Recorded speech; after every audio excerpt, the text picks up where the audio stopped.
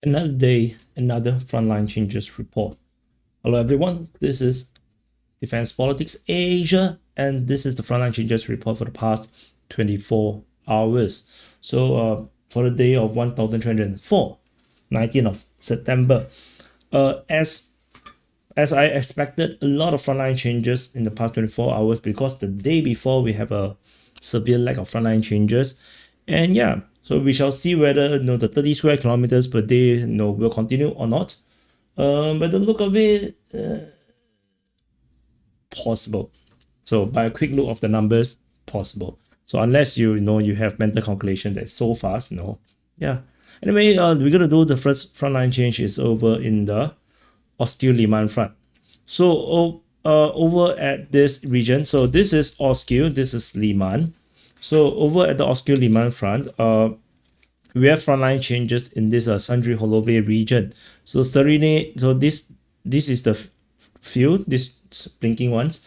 So these are deep state UA mapping. This is based on Ukrainian mapping, which means this Russian capture is confirmed with Russian forces entering into Serene. This is a small change over here in the north of Shandryholove, not very important. And a more important one is this one in the south and southeast of Shandryholove, where the Russian forces consolidate its position over on this sector of the Shandryholove. So if I zoom in, you can see the expansion of the zone. So which means the Ukrainians are trapping themselves into some kind of a salient if they are actually there. They are for sure in Shandryholove. So this is the Russian capture, and they have cut the road in the south, going up the gullies from multiple sides, controlling the roads, and yeah, and then there previously we have already the Russian forces entering into the north of Shandryholove.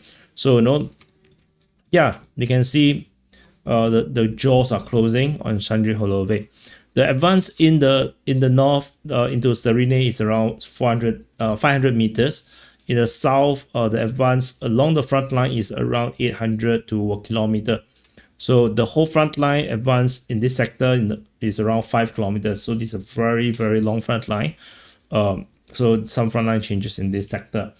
The next frontline change is nearby in the Serebriansky forestry along the Seversky Donetsk River. So in this sector here, I actually didn't put up the filter. Usually I have this filter to make it darker. Is it this one? Oh, no, not this one. Yeah, this one. Yeah, to make the contrast a bit more, so I think you can see it better. You can see the trees better, at least. So in this sector here, the Russian forces were geolocated in two different locations in these two areas here. This actually confirms the Russians' advance within the Serebriansky forestry, leading all the way to the river. I pondered whether I should put this as under Russian control. I decided not to because I want the Ukrainians to concede it themselves. However, the Russian mapping or Deep State UA has decided to map it as captured anyway.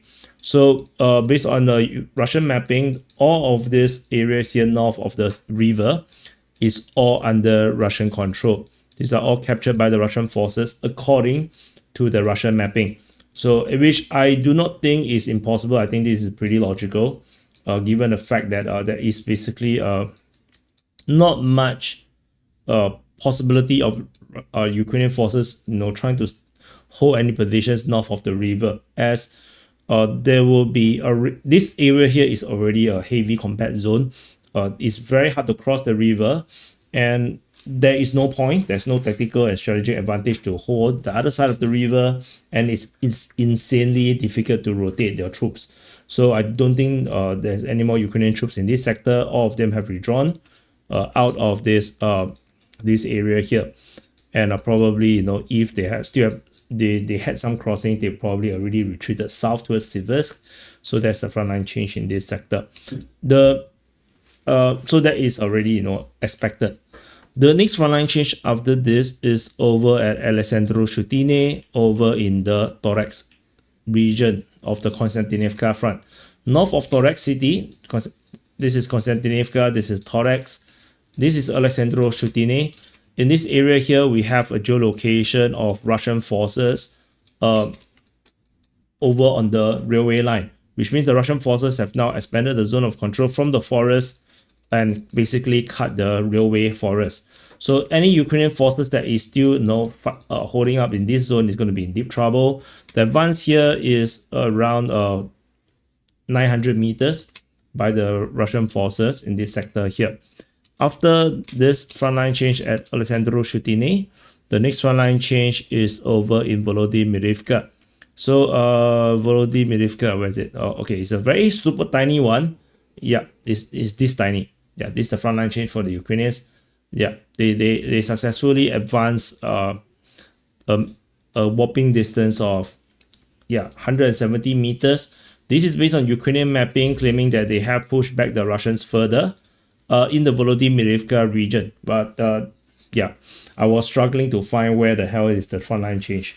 It was this little bit. So because everything else they put it as gray zone, and I don't take gray zones seriously. So so they keep pulling the gray zone further and further away, but they don't dare to put it as Ukrainian capture. So so I don't take their claims seriously in that sense. After this, the next frontline change is over at Shakov. So just north of Volimifka, this is Shakov. There is a Russian advance in the northwest of Shakov. This is, I believe, a frontline change, a geolocation, or it's not. So this is based on Deep State UA, pro-Ukrainian mapping. So let's reload, since it tells me to reload. So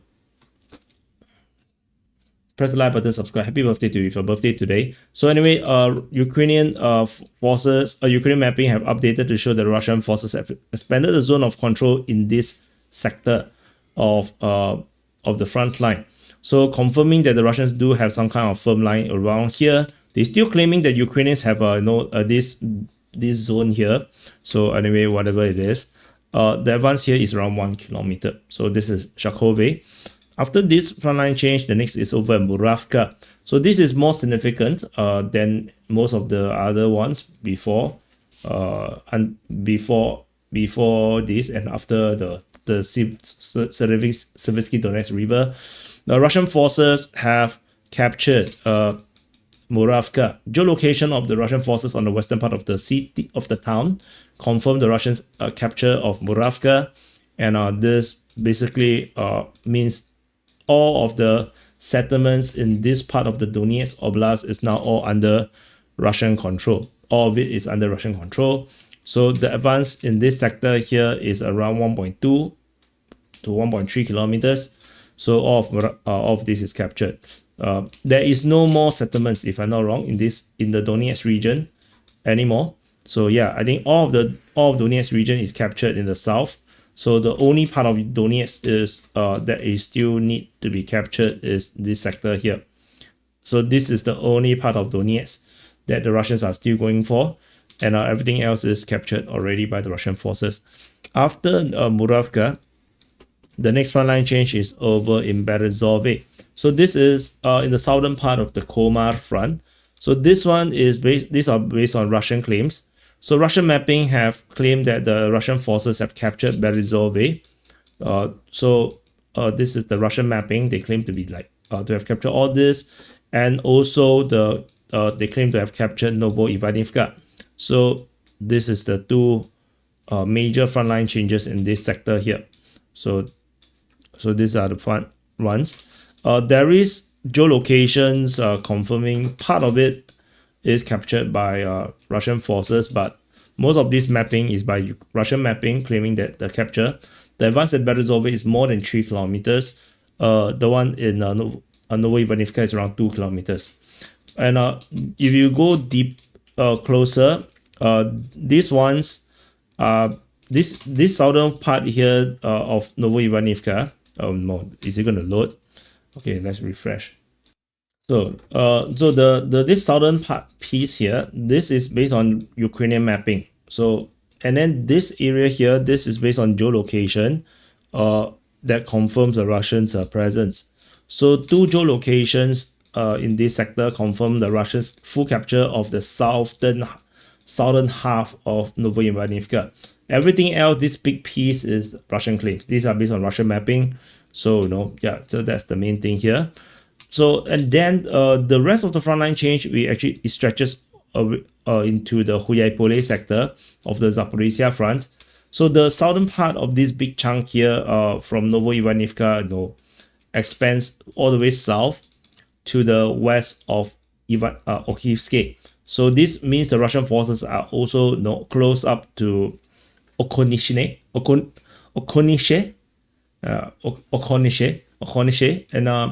and so the Russian forces also have some big advance in this sector here, attacking to Okonishne and potentially flanking north of Pokrovsk, which is currently under attack by the Russian forces. So the advance in this southern part is pretty big. It's almost maybe 3 to 4 kilometers on the average. And in the Pokrovsk, south of Pokrovsk, around Volimifka, Russian mapping also expanded the zone of control in this sector, showing a much more expanded front line than previously understood. So these are based on Russian mapping, and I think this is not controversial at all, because the Russians have captured Volimifka. Having a zone of control around Volimifka isn't a very particularly controversial thing, if you ask me. So this is it. The advance here probably is around on average 600-700 meters across the board. So that's Volimifka.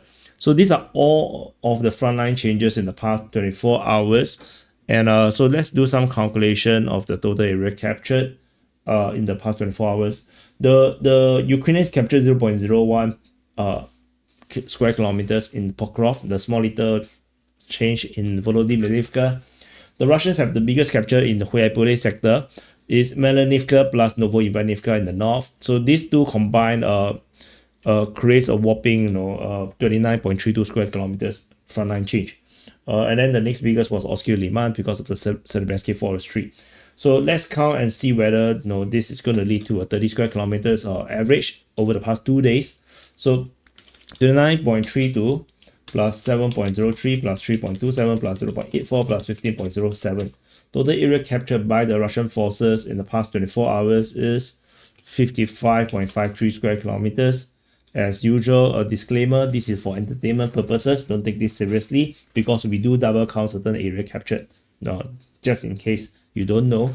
And so if we add in the 1.9 from yesterday divided by 2, that's 28.7 square kilometers, which means that it is in the 30 square kilometers range. So we are still at this 30 square kilometers range.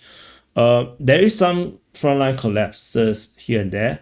I mean, Komar front is a proper frontline collapse. Serebriansky forestry is more like a consolidation, I would say. So there is no breakout yet. The closest to a breakout is probably the Pokrovsk region in this south, not Pokrovsk, Komar region in the south. This is probably where the main breakout is, but it doesn't look like a breakout anyway. So so it's not really a total collapse of the Ukrainian forces yet. So we shall continue to monitor and see how this goes. So anyway, thank you for watching a more chill session of the Frontline Changes Report. And that's it. I'll see you guys in the next update.